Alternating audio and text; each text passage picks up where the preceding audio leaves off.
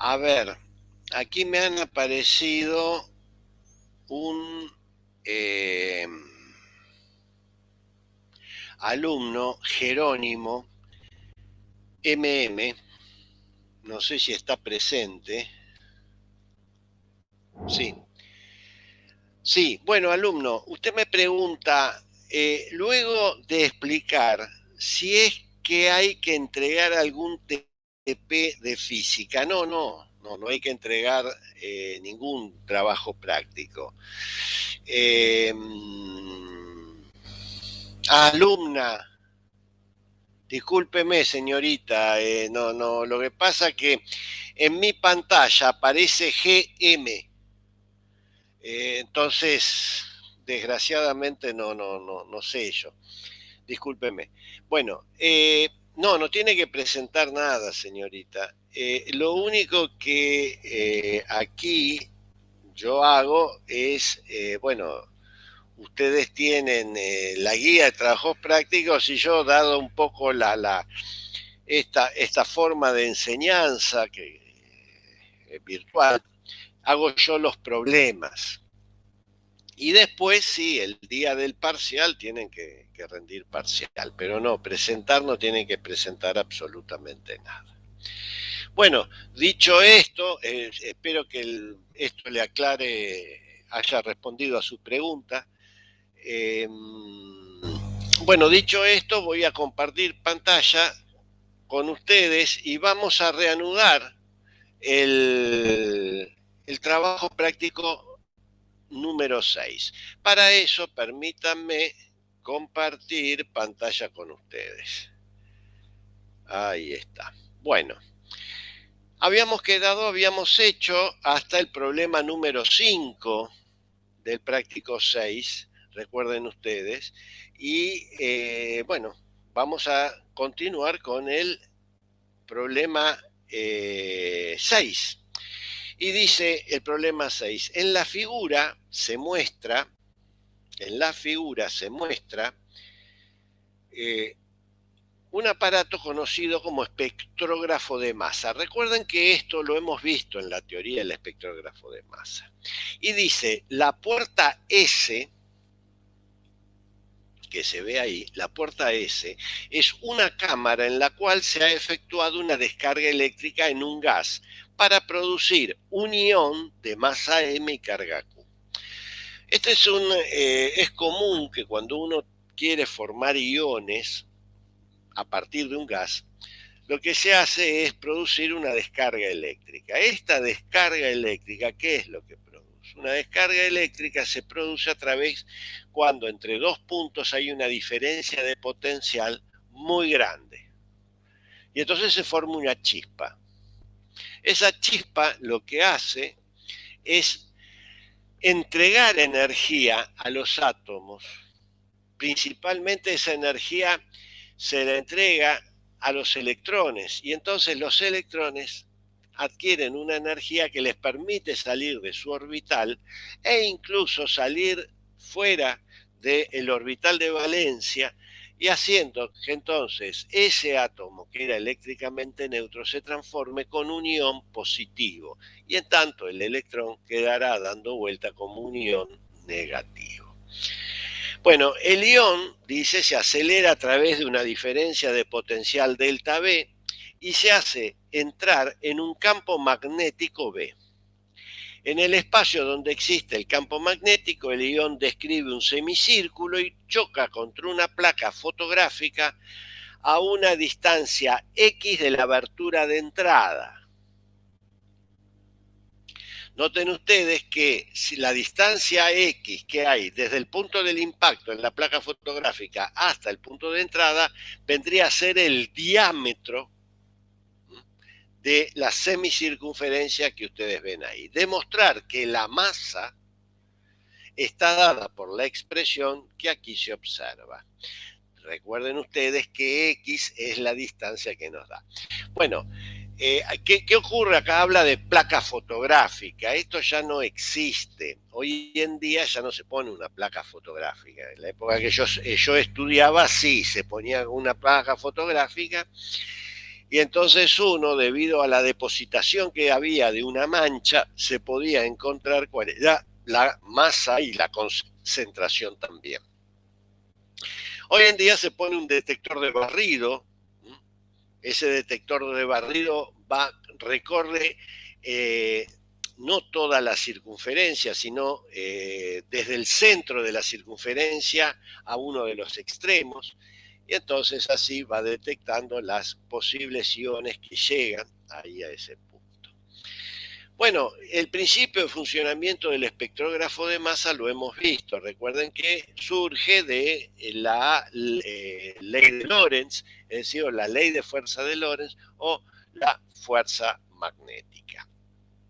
Bueno, vamos entonces a resolver el problema. Y aquí está. Bueno, ¿qué ocurre? Cuando el electrón sale cuando el ion sale por la rendija S, es sometido a una diferencia de potencial, es acelerado por una diferencia de potencial delta V. ¿Qué ocurre? Esta diferencia de potencial delta V, si yo la multiplico por la carga del electrón, me va a dar la diferencia de potencial, me va a dar, perdón, la energía que adquiere el electrón por esa diferencia de potencial. Esta energía va a producir un incremento en la energía cinética de la partícula. De ahí es que tengo que el producto Q por delta V es igual a 1/2 de la masa por la velocidad al cuadrado. Esta velocidad que está acá es la velocidad con la cual el ion va a ingresar a la semicircunferencia. ¿Qué ocurre por otro lado? Recuerden que que la fuerza de Lorentz no produce trabajo. Por lo tanto, cuando la partícula ingresa a la semicircunferencia donde hay un campo magnético, el módulo del vector velocidad no cambia. Por lo tanto, si ingresa con una cierta velocidad, esa velocidad la va a tener durante toda la trayectoria dentro de la semicircunferencia, ocurriendo entonces que la aceleración centrípeta, recuerden que describe un movimiento circular uniforme, la aceleración centrípeta va a ser v cuadrado sobre r. Como la fuerza magnética, la que viene de la ley de Lorentz, tiene que ser igual a la masa por la aceleración centrípeta.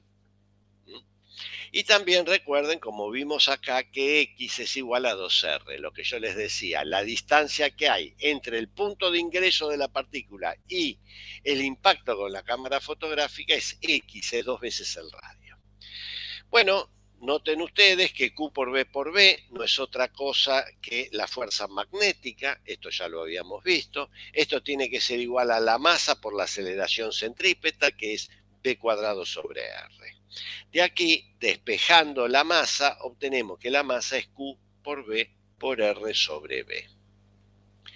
Por otra parte, la velocidad la podemos sacar de la conservación de la energía, que aquí la tenemos, y resulta que V no es otra cosa que la raíz cuadrada de 2 veces la carga delta V sobre M. Esta expresión, reemplazada en la anterior, nos lleva a que la masa es igual a Q por V por R por la raíz cuadrada. Recuerden que acá la velocidad está en el denominador, por eso es que se ha dado vuelta el interior de la raíz, es M de Q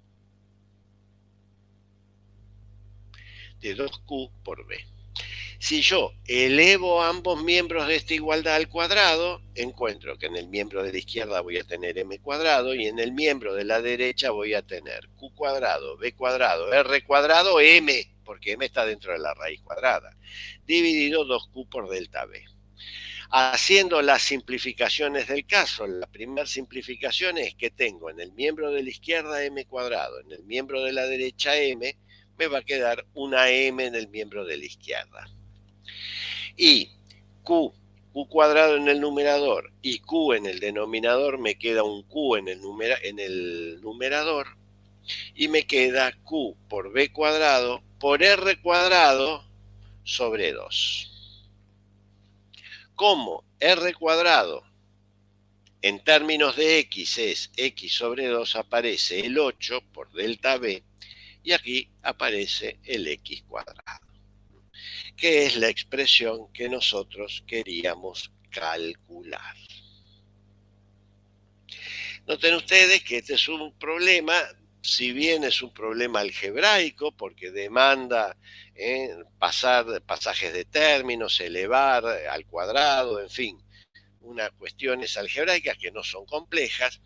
Hay que el hecho de los conceptos físicos que se están usando aquí son, primero, la conservación de la energía. Eso se puede hacer en el primer tramo de la partícula, cuando el ión es acelerado a través de una diferencia de potencial. Ahí se cumple la conservación de la energía.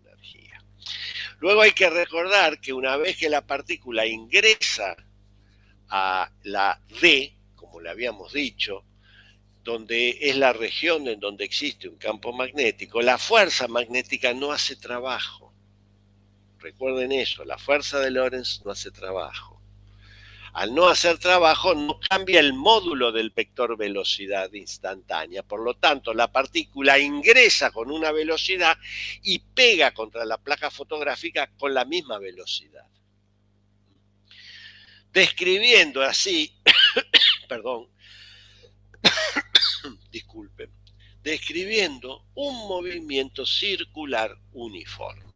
Y en el movimiento circular uniforme está caracterizado porque existe una sola fuerza, que es la fuerza centrípeta, que en este caso le escribimos como el producto de la masa por la aceleración centrípeta. Y esta aceleración centrípeta tiene que ser igual a ¿qué? A la fuerza magnética, que es la responsable de cambiar la dirección del vector velocidad. Bueno, esos son los conceptos físicos. Y luego, bueno, la combinación de estos conceptos físicos, abonados con el trabajo algebraico que hay que hacer, lleva al resultado que hemos obtenido. Bueno, vamos ahora al problema 7. El problema 7 fue un problema de parcial, que en su momento se lo tomó en un parcial. Y el problema 7 dice, un electrón tiene en el punto A de la figura una velocidad de 10 a la séptima metros por segundo. Calcular el valor y sentido del campo magnético que obligará al electrón a seguir una trayectoria semicircular de A a B. Y además calcular el tiempo necesario para que el electrón se mueva desde A hasta B. Y nos dicen que el diámetro AB son 10 centímetros. Bueno, vamos aquí al figuro. Lo primero que tenemos que ver, yo acá he cambiado las letras. En vez de poner B, puse C. ¿Por qué? Porque B, no quiero que se cambie, que se vea, que aparezca, se confunda, mejor dicho, con el B de la intensidad de campo magnético. Bueno, a ver, lo primero que tenemos, ahora lo que tenemos que averiguar es qué fuerzas, cuál es el campo magnético que obligará al electrón a ir de A a C a través de una trayectoria semicircular. Bueno, lo primero que tenemos que ver es cómo quiero yo que vaya de A a C, porque tengo dos caminos. Puedo hacerlo por la circunferencia de arriba o puedo hacerlo por la circunferencia de abajo. En este caso yo elegí ir por la circunferencia de arriba. El que lo quiere hacer con la circunferencia de abajo es libre, todavía estamos en un país libre, y entonces lo podemos hacer. Si yo quiero ir por la circunferencia de arriba, el vector velocidad instantánea tiene que tener la dirección y sentido que se ve en la figura. Si yo quiero hacerlo por la semicircunferencia que de A a C, pero por la circunferencia que está debajo, bueno, en ese caso el vector velocidad instantánea tendrá que tener la misma dirección, pero el sentido opuesto al que está acá. Bueno, pero vamos a hacerlo por la circunferencia superior. V, este es el vector velocidad instantánea, yo sé que la fuerza magnética tiene que apuntar hacia el centro y tiene que tener, en este caso, esta dirección y sentido que se muestra ahí. Y yo además sé que la relación que hay entre la fuerza y el campo magnético está dada por la fuerza de Lorentz, que es que la fuerza es igual al producto de la carga por el producto vectorial entre los vectores velocidad instantánea e intensidad de campo magnético. Noten ustedes que yo conozco la dirección y sentido de la fuerza, conozco la dirección y sentido del vector velocidad y lo que necesito calcular ahora cuál debe ser la dirección y sentido del campo magnético para que me produzca la fuerza que está aquí en la figura. Si ustedes hacen ese cálculo, lo primero que van a encontrar es que la dirección que debe tener la intensidad del campo magnético tiene que ser perpendicular a la hoja. La dirección tiene que ser perpendicular a la hoja. ¿Y cuál debe ser su sentido? Entrante. ¿Por qué? Vamos a verlo. Supongamos que yo tengo que hacer el producto vectorial entre un vector, que es el vector velocidad instantánea que se ve en la figura, y un vector que apunta hacia la hoja. El campo magnético B es entrante, es perpendicular a la pantalla y entrante. ¿Qué pasa? Para yo sacar la dirección, yo ya sé que B está a lo largo del eje Y. La velocidad está a lo largo del eje Y positivo. El campo magnético está hacia las zetas negativas, o sea que es entrante. La dirección de la fuerza tiene que ser perpendicular a ese plano que contiene los dos vectores. Por lo tanto, la fuerza tendrá que tener una dirección que es perpendicular a ese plano. Ahora, para saber el sentido, aplico la regla de la mano derecha. El primer vector, en este caso, es el vector velocidad instantánea. Por lo tanto, pongo mi mano derecha abierta con la yema de mis dedos apuntando en el mismo sentido que el vector campo magnético. Y cierro la mano de la única forma en que puedo cerrar la mano derecha, y como van a ver, el pulgar me apunta hacia la izquierda. Pero entonces van a decir, está mal eso, porque me tendría que apuntar en la otra dirección, hacia la derecha, sí, pero no se olviden que el electrón tiene carga negativa. Y que habíamos visto en el problema 4, que si una partícula positiva tiene una dirección y sentido, la misma partícula, pero negativa, tiene un sentido opuesto al anterior. Entonces, como acá en A hay un electrón, y si yo hago el producto vectorial de B con la intensidad de campo magnético, como les dije que tienen que apuntar, esto me apuntaría hacia la izquierda, pero resulta ser que como se trata de un electrón, hay un signo menos y entonces apunta hacia la derecha. Por eso es que el campo magnético tiene la dirección y sentido que se dice acá. Es perpendicular a la pantalla y entrante. Ya tengo la dirección y sentido, resta calcular el módulo. Y el módulo de esta fuerza es el módulo de la carga, que es la carga del electrón, sin signo, porque al tomar módulos el signo desaparece, por el módulo del producto vectorial. Recuerden que el módulo de un producto vectorial es el módulo del primer vector por el módulo del segundo vector por el seno del ángulo que forman ambos vectores. Acá ambos vectores forman un ángulo de 90 grados. El seno de 90 es 1, no lo pongo, pero es esto.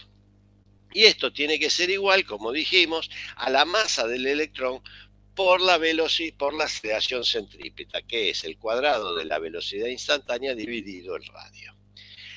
Bueno, si se hacen las simplificaciones que se observan aquí, se encuentra que El módulo del campo magnético es el producto de la masa por la velocidad de la partícula dividido la carga del electrón dividido el radio. Recuerden que la masa del electrón es 9,1 por 10 a la menos 31 kilogramos, la velocidad es 10 a la séptima metros por segundo, la carga del electrón es 1,6 por 10 a la menos 19 coulomb y el radio, recuerden que a mí me daban el diámetro que es 10 centímetros, el radio sería 5 centímetros y es que expresado en metros es 5 por 10 a la menos 2 de metro. Vamos a las unidades. Primero las unidades. Para obtener las unidades, cuidado, vamos a multiplicar y dividir por segundo. Al miembro de la derecha lo vamos a multiplicar y a dividir por segundo. Entonces nos va a quedar en el numerador kilogramo por metro por segundo cuadrado. Eso es Newton. Y en el denominador nos va a quedar coulomb y metro por segundo. El cociente Newton dividido Coulomb dividido metro por segundo me da Tesla. O sea que las unidades me dan bien en Tesla. Vamos con las potencias de 10. En el numerador tengo 10 a la menos 31 por 10 a la séptima. Esto es en el numerador 10 a la menos 24. En el denominador tengo 10 a la menos 19 por 10 a la menos 2. Esto es 10 a la menos 21. Entonces tengo 10 a la menos 24 dividido 10 a la menos 21. Me da un 10 a la menos 3 en el numerador. Y el producto de 9,1 dividido 1,6 dividido 5 me da 1,3. Por lo tanto, B es 1,13 por 10 a la menos 3 Tesla. O, dicho de otra manera, me da 1,13 militesla. Acá, recuerden que un militesla es 10 a la menos 3 Tesla. Acá no es 11,3, es 11, vamos ya a corregirlo, es 1,13 militesla. Bueno, muy bien, ya tengo la parte A, tengo módulo, dirección y sentido del campo magnético B. Y ahora me piden calcular el tiempo que le demanda la partícula para ir de A a C. Recuerden ustedes, una cosa que me quiero recordar. Recuerden que para resolver este problema, nosotros dijimos que de los dos posibles caminos para ir de A a C, nosotros elegíamos el superior. Si elegíamos el superior, el campo, el vector velocidad instantánea en la figura. Supongamos que yo ahora quiero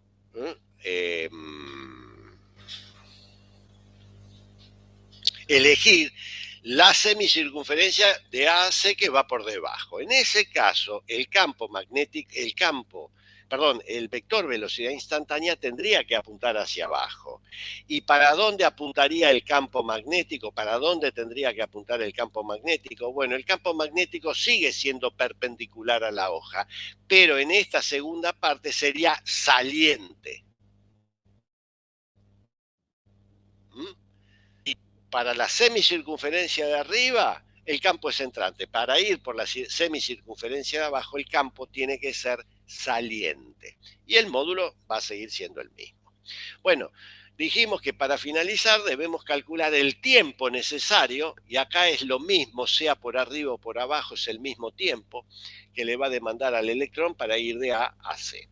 Ahora bien, yo sé que la velocidad angular, que la partícula claramente, como ya hemos visto, ejecuta un movimiento circular uniforme. Y este movimiento circular uniforme está caracterizado porque su velocidad angular tiene la expresión Q sobre la carga sobre la masa del electrón por el campo magnético B. Recuerden ustedes que la velocidad angular es 2π veces dividido el período. El período es el tiempo necesario para dar una vuelta completa. Pero como yo necesito el tiempo para dar una semicircunferencia, esto vendría a ser la mitad del periodo, es decir, t sobre 2. Si uno de la anterior ecuación despeja t sobre 2, encuentra que es la masa del electrón por pi dividido la carga del electrón dividido el campo magnético. Si uno reemplaza por los valores de la masa, la carga del electrón y el número pi, encuentra que el tiempo necesario es 15,8 por 10 a la menos 9 segundos, es decir, 15,8 nanosegundos. Recuerden que un nanosegundo es 10 a la menos 9 segundos. Bueno, y así, con esto, terminamos el problema 7. Este problema 7, recuerden ustedes en su parte A, consiste en saber hacer un producto vectorial. Esto era lo que yo les dije en el primer día que comenzamos con magnetismo. Si ustedes saben realizar un producto vectorial, es la mitad del curso, ¿no? Y este es un ejemplo de eso. Este problema se resuelve si uno sabe hacer el producto vectorial entre dos vectores. Bueno, vamos al problema 8. Y el problema 8, permítanme, dice, un cuadro rectangular de hilo conductor tiene una masa de 0,1 gramos por centímetro. Aquí no me dan la masa, sino que me dan la densidad de masa del hilo conductor. Y gira alrededor del lado AB sin rozamiento. La corriente en el cuadro es de 10 amperes. Calcule la intensidad de campo magnético paralela al eje Y que producirá al cuadro una desviación de 30 grados con la vertical. Vamos al problema y acá tenemos. Yo acá hice el cuadro y hice un dibujo en perspectiva. Es decir, tengo mi eje X positivo, Y positivo y el eje Z positivo se ven en la figura. A lo largo del eje Z positivo, yo ubiqué al eje de rotación. Y noten ustedes que el lado AB está a lo largo del eje de rotación. Recuerden que dos cosas. Primero, algo que tiene que ver con el dibujo. Aquí, por este hilo conductor o por este delgado cable conductor, circula una corriente I. Yo acá no dibujé la batería, pero recuerden que para que exista esta corriente I, en algún lugar hay que ubicar la batería. Yo acá no la he dibujado, pero la batería existe. Y el cuadro rectangular tiene un ancho, uno de los lados es D' y el otro, el lado mayor, es D. Recuerden además que como hay una corriente en presencia de un campo magnético, me dicen que el campo magnético tiene la dirección del eje Y, pero no me dan el sentido ni me dan el módulo. Me dan solo la dirección, que es dirección Y. Yo tengo que buscar el sentido que va a tener ese campo después de su módulo. Pero yo sí sé que este cuadro por el que circula una corriente I, hay claramente circula la corriente I en presencia de un campo magnético, van a aparecer fuerzas sobre cada lado de este rectángulo. Sobre los lados, los 4 lados de este rectángulo van a aparecer fuerzas. Yo ya sé que la suma de las 3 fuerzas, de las 4 fuerzas, va a ser 0, porque eso lo vimos en la clase pasada, que en una espira por la cual circula una corriente, en presencia de un campo magnético, la fuerza resultante es 0. Esto nos dice que la espira no se va a trasladar. Pero, ¿qué ocurre? Puede ser que rote como nosotros lo encontramos también, y para eso me dicen que acá la espira está en equilibrio, entonces yo sé que los momentos de fuerza tienen que ser 0. Entonces, el hecho de que la sumatoria de fuerzas sea cero me da equilibrio translacional y acá el hecho de que la sumatoria de los momentos sea cero me da equilibrio rotacional. Bueno, vamos a ver lo siguiente que ocurre. Para que este cuadro que ahora guarda, aquí se ve el eje, el sistema inercial es eje positivo X, Y positivo y Z positivo apuntando hacia ustedes. Por eso es que el eje de rotación, nosotros lo que vemos es un punto, porque el eje de rotación apunta hacia mí, que está a lo largo del eje Z. Bueno, otra cosa que es importante. Vamos a ver. Recuerden ustedes que la fuerza que aparece acá sobre el lado AB es una fuerza que no realiza momento de fuerza. ¿Por qué? No realiza momento de fuerza porque su punto de aplicación está a lo largo del eje de rotación. Segundo, las fuerzas que aparecen sobre los lados D, los dos lados D, son fuerzas que en la dirección a lo largo del eje de rotación, por lo tanto tampoco aplican momento. Las únicas fuerzas que producen momentos son las que se producen a lo largo del lado D', que no está en el eje de rotación, y el otro, el peso. Y guarda con esto, recuerden que una espira es un cuerpo rígido, por lo tanto el peso, ¿dónde está ubicado? Y está ubicado en el centro geométrico de esta espira, que como se trata de una espira rectangular, y bueno, el centro geométrico estará en el centro de la espira. Así es que, visto esto con el eje de rotación apuntando hacia mí, tengo la fuerza magnética que aparece en el lado de prima y el peso que está aquí en el centro geométrico de la espira. ¿Cuál es el momento de fuerza que aparece, que realiza la fuerza magnética? Bueno, recuerden que la fuerza magnética es I por D' producto vectorial del campo magnético. Y el momento de fuerza que hace esa fuerza es R vector M. El momento de fuerza que hace el peso es R' vector P. Tanto, noten ustedes que tanto el momento de fuerza de la fuerza magnética como el momento de fuerza del peso tienen componentes Z positivos. Por lo tanto, el sentido de tanto, esa es la dirección a lo largo del eje Z, siempre los momentos de fuerza que intervienen en la rotación tienen su dirección a lo largo del eje de rotación, los momentos de fuerza.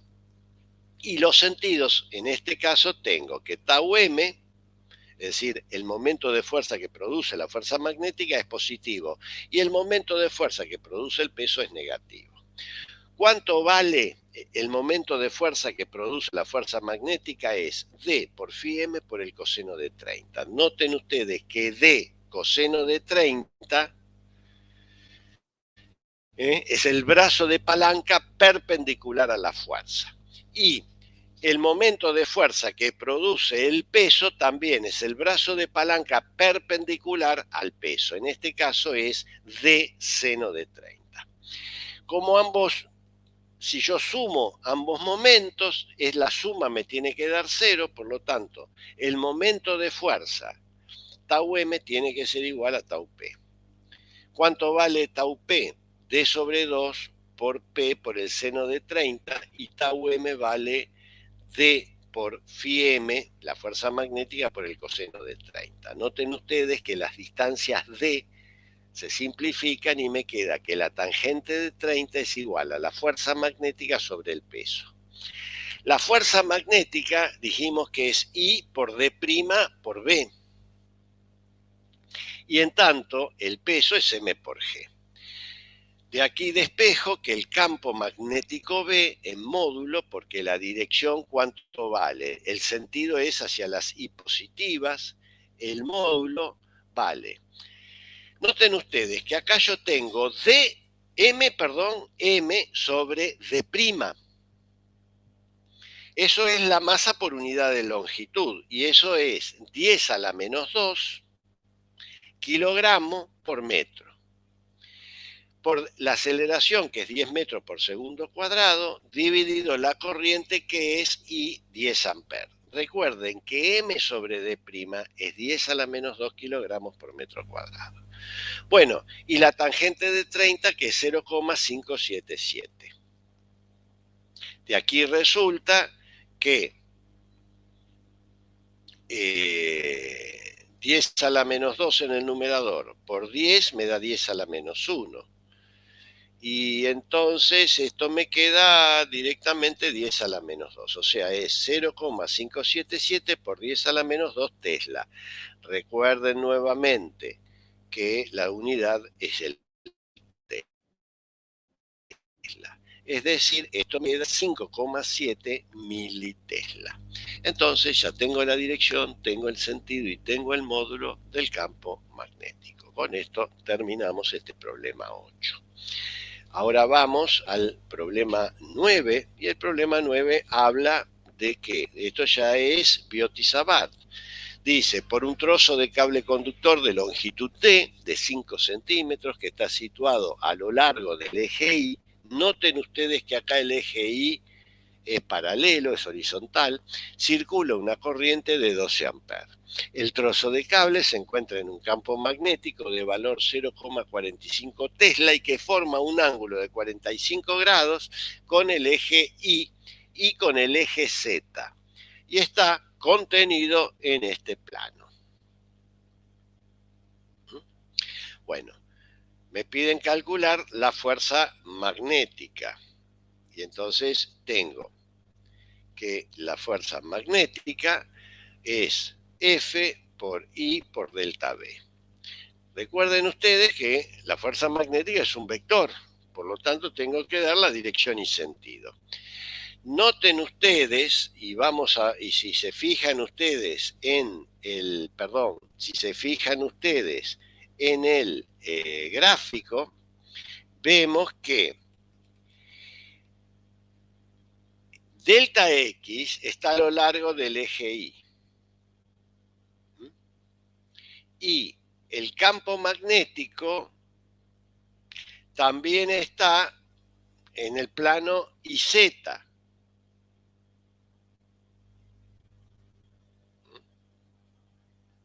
Por lo tanto, tenemos que acá la dirección y sentido de F es hacia las zetas positivas.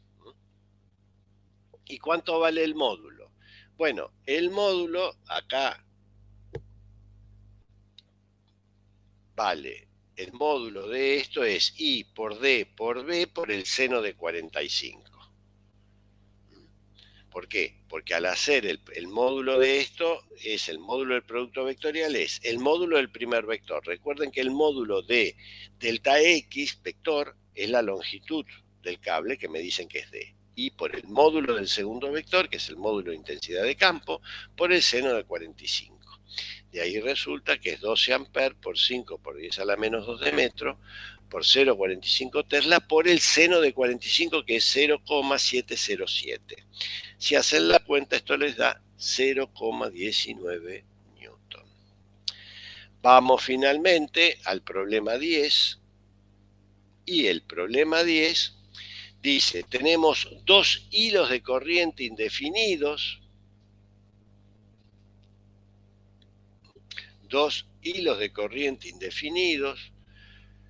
que se cruzan en el eje del sistema y por los cuales circula una corriente I0. Es decir, uno de los hilos que transporta corriente está a lo largo del eje Y, el otro a lo largo del eje Z, el del eje X.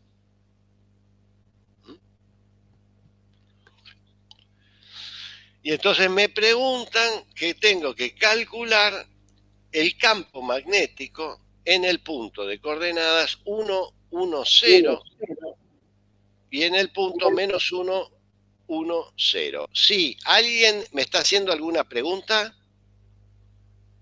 ¿No?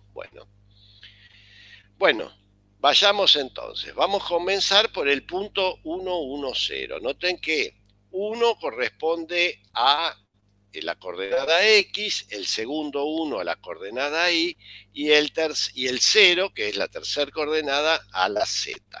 Por cómo el problema ha dibujado el sistema cartesiano, o sistema inercial en este caso, es este, Y, X y Z. Bueno, yo tengo un cable que está a lo largo del eje Y y un cable que está a lo largo del eje X, donde las corrientes están como se muestran. Vamos a comenzar por el campo que genera el cable que está a lo largo del eje Y. Por ese cable circula una corriente I sub 0 que se muestra acá en el dibujo con el color azul. Esa corriente I0 que está en azul va a generar en el punto 1, 1, 0 un campo magnético B que está en azul. ¿Cuál es el campo que va a generar la corriente que está que va a lo largo del eje X? Y bueno, y que está marcado en rojo. Y bueno, va a generar en el punto 1, 1, 0 un campo magnético que se ve aquí en rojo, en el punto 1, 1, 0. Noten ustedes que ambos cables producen un campo magnético que tiene la misma dirección, el mismo sentido y también el mismo módulo. ¿Por qué? Porque recuerden que el módulo del campo magnético depende de la distancia que hay entre el cable y el punto en donde yo quiero calcular el campo. Y como ambos están a una distancia unidad, por eso que tienen el mismo módulo. Así, el campo total es el campo en azul más el campo en rojo, y esto, como son dos vectores iguales, en vez de sumarlo, puedo multiplicar. Esta suma es 2 veces uno de ellos. Por ejemplo, el campo en rojo, el módulo, yo ya sé que, ¿por qué calculo el módulo? Porque la dirección y sentido ya la conozco. Noten ustedes que la dirección va a ser a lo largo del eje Z negativo, el sentido es negativo, o sea que va a apuntar hacia abajo. Y el módulo es 2 veces el campo de uno de ellos, es mu sub 0 sobre 2pi por I sobre D. ¿Qué ocurre ahora en el punto menos 1, 1, 0? La corriente que va por el eje Y, que es la que está en azul, va a producir un campo en el punto menos 1, 1, que es hacia arriba. ¿Por qué es hacia arriba? Y recuerden ustedes que las líneas de campo magnético son líneas cerradas. Si digamos, delante del eje Y el campo va para abajo, por el otro lado tendrá que ir hacia arriba. En tanto que el campo que produce la corriente que va por el eje X también tiene la misma dirección y sentido que tenía antes. Entonces, en el punto menos 1, 1, 0, yo tengo que sumar estos dos vectores. Como los dos vectores tienen igual dirección, tienen igual módulo, pero si como se ve, tienen sentido opuesto, el campo resultante es 0. Así, hemos llegado al final de este práctico número 6.